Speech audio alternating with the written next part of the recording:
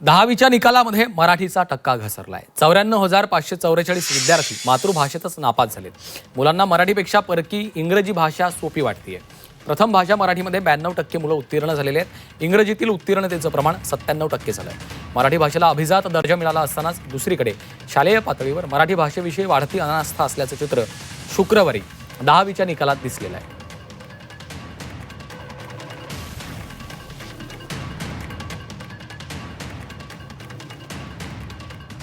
असं का कशामुळे झालं याची मला काही कल्पना नाही की बघावं लागेल। ते जे आहेत संबंधित मंत्री आणि त्याच्यात लक्ष घालतात। तर 10वीत मराठीचा टक्का घसरलाय। मराठी पास झालेले विद्यार्थी 92%, हिंदीमध्ये 89.69%, इंग्रजीमध्ये 97.88% आणि गुजराती 100%।